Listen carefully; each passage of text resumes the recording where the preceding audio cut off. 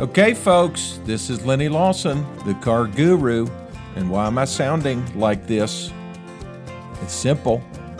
This particular program has the potential to tick some people off. And it may do so for reasons out of my control, because it points out errors that they made. I'm going to tell you about a situation that happened here at the dealership this past weekend. Well, it happened on Saturday, and it really started early last week when we traded for a 2023 BMW. This particular car was gorgeous. I wasn't here. I was at Amelia Island. My nephew is the one that had to deal with this situation. But we traded for it, and it had really low miles. Really nice car. Beautiful car. The second you get in the car, though, you know it's a smoker's car. There's no hiding that. Those of you who do not smoke, or maybe you don't smoke in your car, you know what I'm talking about. You know, it's something that if I ride in a car like that long enough, I'm going to get a headache. So we knew this when we traded for the car, and so we took additional steps to clean the interior extremely well. It helped some. And then, there are devices that you can put in it that's supposed to do some type of a chemical thing to the inside of the vehicle. That helps some too, but it was still there. So we had this customer, he wasn't our customer yet. He was a potential buyer from way out of state. I'm talking probably 600-700 miles away from here. So we put a deal together over the phone, and he ended up buying the car. Well, Max found out about it, my nephew, and he said, "Did we tell the customer about the cigarette smell?" And the salesperson said, "Well, no. Should we have?" And Max said, "Absolutely. This guy's coming from a long way away.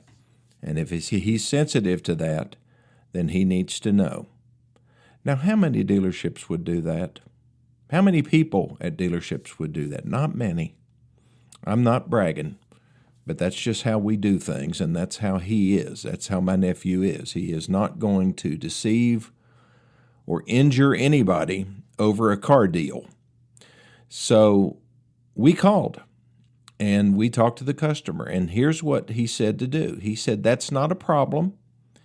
If you would just shampoo the carpet, clean the seats real good, clean the interior real good, and exchange the cabin air filter, I'll be fine. I'm coming to get the car." So that's what happened. We did just that. He came to get the car on Saturday, drove it home, called back on Monday, said, "I can't keep this car." Now, he's paid for it. He said, "I cannot keep this car. I have a headache, from driving this thing. It's got that terrible smoke smell." Well, now, before you make any judgment calls, I went to look at a house many years ago with my wife. We walked into the house. We loved everything about that house. We went downstairs. Now, I had been in a house that had bad water leaks in the basement. I know the smell, and I know what to look for. And I looked, and I saw those same signs in that house. Now, if I had purchased that house, regardless of those issues, signed all the paperwork, and then several months later, after it rained, I said, "This house is filled full of water. I want my money back." Do you think they would give me my money back? No, because I knew. Because I said up front that I recognized that this house had issues, but I was still willing to buy it. Sometimes people will need to put their big boy pants on. Now, have I offended anybody yet? Well, I hope not, because this is one of those situations where this guy is not getting his money back. Now, if a few circumstances had been different, if we hadn't disclosed it, and we knew it, and he hadn't told us what to do, what he wanted us to do to fix it, and then he took it home, we would take the vehicle back, because that's just who we are. But my nephew Max said, "No, here's what we will do. You can take it someplace else, and have additional measures taken to eliminate the odors. Take it to a detail shop. Take it to some expert.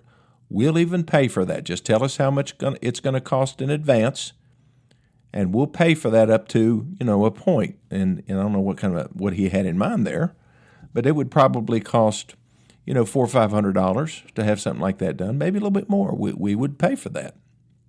That's fair. How do you feel about that? I mean, do you feel that people should be responsible for their own actions when they make a bad decision? I guess he was making an informed decision, right? We told him that it had issues. He told us what he wanted us to do, and then went ahead and paid for the car. Matter of fact, he even test drove the car when he came and picked it up. They drove it a long way down the road and back. He said everything was fine, paid for the car. Then he calls us when he gets back to his home, says, I want my money back. Now, what if he had bought the car and everything was fine, and he took it to the DMV to get a title? Let's say he paid cash for it. They sent him a new title, and the title came back. It was marked salvage, and the car had been wrecked, and he didn't know it, and we didn't tell him. Nobody pulled a Carfax. Who would that be on? That would be on us at my dealership, because that's something that you have to disclose. You are required by law to disclose that. And the other side of that is we don't sell salvage cars. There are a lot of used car dealers that do that, and titles get washed. That's called title washing. That's when you take a dirty title and turn it into a clean one. But now, that would be a circumstance where somebody would be entitled to their money back. This is not. It's one reason why it's really important to do your due diligence when it comes to spending big money on things. I don't care if you're buying a boat or a camper or a car. And if you assume responsibility for something and make decisions, and then you evaluate it, you drive it, and you pay for it, and then you take it home, it's yours. I've had people come to me many times in this role as the car guru wanting to know if they can get out of a deal. And I said, if fraud was committed, then yeah, you can get out of a deal. You have to go to court. I guess you could threaten them with a lawsuit, and sometimes it'll work. But, in this case, the guy told us what to do. We did it. He evaluated the car. He drove it. He smelled it. He still paid for it and took it a long distance away from here. That's his car. And if you disagree, I'm sorry. I'll be back in just 1 minute.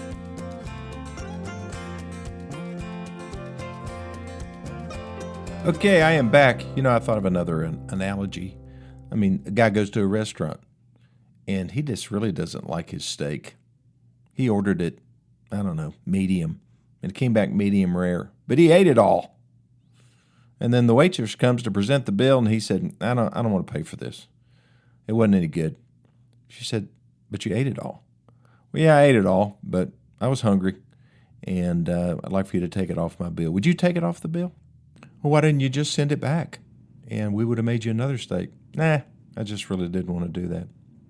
Would you take it off the bill? If you were the waitress or the manager, he'd probably said, I want to speak to the manager. People are like that. They are unreasonable at times. And, when it's a big purchase, you have to be careful. What is your buying process? Every car dealership, I guess pretty much everyone, has a selling process. There is a step-by-step process that accomplishes several things. One, it identifies what the customer's needs and wants are, and then helps the salesperson put them in the right car.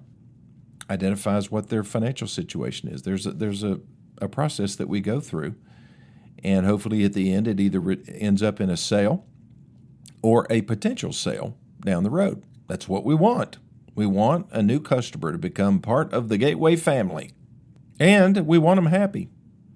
But if somebody buys a car and there's a trade-in, and the trade-in has a payoff, we pay it off. We pay off the vehicle off the floor plan that they buy. We take the paperwork down to the courthouse, re-register it, new title's on the way, going to the bank.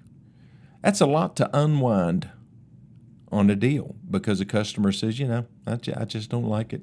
And so people should take this process of buying a car seriously. And I think people are taking it less and less seriously in this age of consumerism. They treat buying a car like they're buying a refrigerator or something.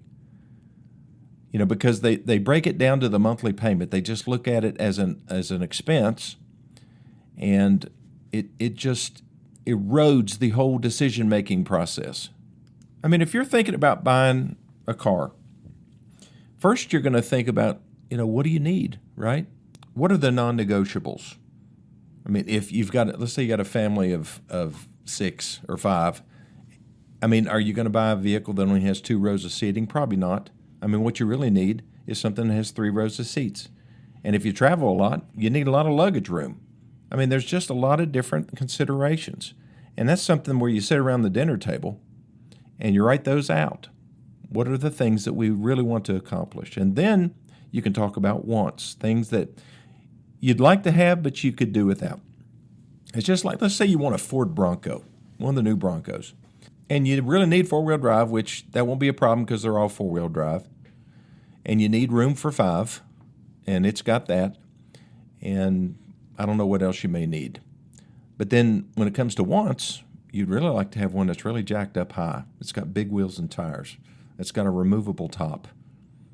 That's got leather and, the biggest screen you can get. But then you come in and you evaluate the actual cost of that, or you do it online and you say, man, I don't know, that's a lot. That's an extra $20,000 in options. We can't afford that. But you go into the dealership anyway, and then you see them. You see the difference between the plain Jane Bronco and the Wild Track Bronco with leather and with the removable hardtop and the big screen, heated seats and heated steering wheel. Boy, wouldn't that be nice? And you fall into that trap of rationalizing a purchase decision of something that you can't afford. I mean, we've had people come back to the dealership months after they have purchased, say, we just bought the wrong car. We can't afford it, or we don't like the color, or we really needed a 4-door and we bought a 2-door. That Camaro just looked so good. And they want out. And boy, it's hard. It is really hard to explain to a customer that when a car goes from being brand new with a factory window sticker, which establishes a firm price, to a used vehicle, that you have to all of a sudden revert to auction values. What can you buy a used one for at the Manheim Auto Auction in Statesville, North Carolina? Because as a dealership, we cannot afford to buy back your used car and put it on the lot and charge what we would for a new one. Because we've got other ones out there on the lot just like that are slightly used that are $6,000, $7,000, $10,000 less money. That's just the way it works. That's why all the financial experts, well, not all of them, but a lot of them say, don't buy a new car.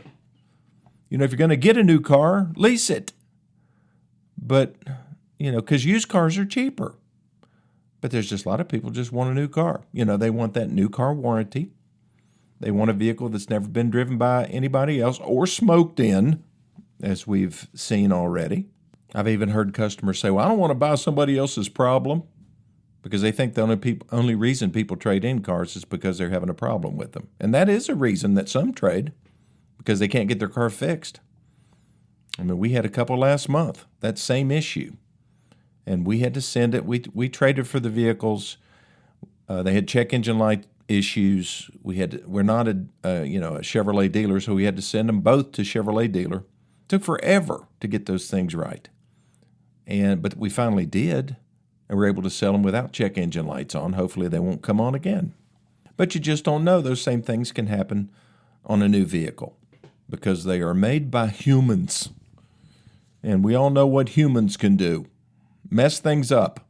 But that's why, one of the reasons why we have a very regimented process for selling somebody a car at our dealership. I mean, our goal, of course, we want to say hi, and meet them when they come out of their vehicle and be nice and polite and so forth. But, one of the first things we want to do is investigate. we like to sit down with our customers and talk to them about their needs and wants and what they're trying to accomplish today. I mean, I'll just come out and ask them, what are you trying to accomplish today? What would be a good goal for you? And some people say, well, we want to buy a new car. And others will say, well, we're just kind of beginning the process of evaluating vehicles. That's the right thing to say. And so we nail it down, the type of vehicle that they're interested in, and then we go and do a full product presentation of that vehicle so that they know everything that it has. My wife and I don't know, probably 2 years ago, bought a new refrigerator. And we went to Lowe's. That's about the only place you can buy one in Greenville, Tennessee.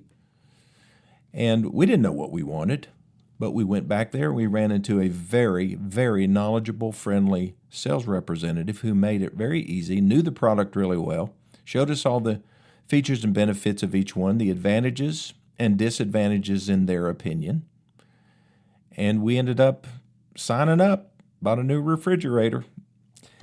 And we were happy, and we're still happy with that refrigerator because we listened, we paid attention, to what was going on, and we, the features that my wife primarily was looking for were all in that particular one. I can't remember what brand it is, Samsung or something like that. Now, at a car dealership, there's one extra step that you have to take, and that's the demo ride. And a lot of people just bypass that. I don't need to drive it. It's got to drive better than my old one. I've heard that. I've heard them all. But typically, I will insist that we go down the road. Even if I have to drive and they just are passengers, we're driving the car. Because I want them to drive it because I want them to understand how the car feels, how it steers. I've had people come back months later and said, man, I wish I hadn't bought this particular vehicle. Why? Because it steers too hard. Takes too much effort to turn the steering wheel. That's why you go on a demo ride. You see what it's like to park. What's the visibility like? What do the seats feel like? How long should the drive be? If you're going to be stuck with this thing for a lot of years and paying a lot of money for it, I'm not just driving around the block. I'm going to go 15, 20 miles on all different kinds of roads. I'm going to really evaluate that thing. It's a lot of money. Why not do it? Because people are in a hurry. Everybody's in a hurry these days. So another thing that we do after the demo ride is that's when we talk about their trade-in. And we try to get our customers to sell us their trade-in. What can you tell us that's good about it? What recent work have you done on the vehicle? See, typically when you're buying a refrigerator or most products, a trade-in is not involved. But that person's trade-in tells us a lot about them and how they use their vehicle and what's important to them. And we have to come up with value. That's just another one of those negotiating points. You don't just have the sale price of the car. You've got the value of the trade. That's the situation for most people. And then you have the credit situation. Are they, how are they paying for the vehicle? And if they have marginal credit, then that interest rate's going to be a challenge. The term may be a challenge. So there's so many different things involved in a car purchase that aren't involved in buying just about any other consumer good. And folks need to just slow down and take their time because it's a big deal. And they minimize that deal by hurrying. Okay, I'm going to take my last break and I'll be back in just 1 minute.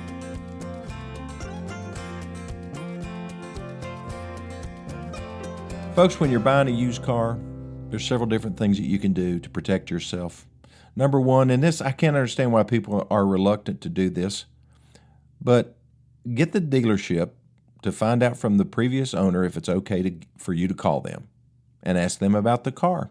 Most people will say yes. If they say no, don't buy that car because there's a reason they don't want to talk to you. If the dealership says, no, we can't do that, that's private information, then don't buy that car. And definitely don't buy it from them because that's bull. I have never met a customer who would say that, no, you can't have anybody call me. The dealership forgets to ask. So what they have to do is they do have to call the customer and get permission before they give out the number. You understand that, I'm sure. The other thing is just to have a mechanic check the car out. And find out what the details are on that car. Go on to different forums and you can punch the car in. You can say, okay, what kind of engine problems are Hyundai's having? It's something that you need to know about. What about these Toyota trucks? Has the engine been replaced in this Toyota truck? Or is it still on recall? Pull a Carfax, pull an auto check, find out what the ownership history is. Did the car come from New York? If it did, it's going to rust. But you won't know that if you don't pull a Carfax or if you don't have the dealership do that for you. I want to read that thing. If you don't have access to it, I want to see the full report. I want to see how often they did maintenance. If they live in a state with state inspections, I want to make sure those were done. And then I want to drive the car. I want them to let me take it overnight home if I can. See how it looks in my driveway. A lot of dealerships won't do that for insurance reasons, and I get that. But you can go on a long test drive during the day. Keep it all day. They'll probably let you do that unless they're afraid that you'll find something. Because, folks, you're not buying a toaster. You're not buying a mattress.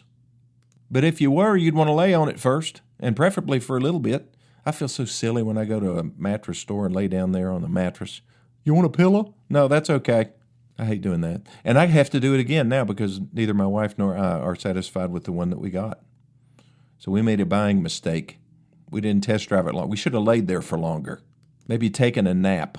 Well, I hope I have provided you with some insight here to help you make a better decision. And I'm sure there's somebody that some young person that's getting ready to buy a car that needs to listen to this particular episode. It's on the podcast.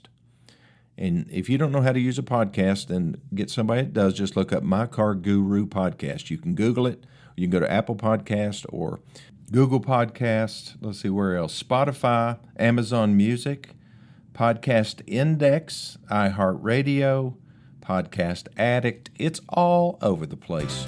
So I guarantee they can find it. Or you can just send me an email or a text message. My phone is 423-552-2020. Email is LennyLawson2020@gmail.com. And I'll see you next time.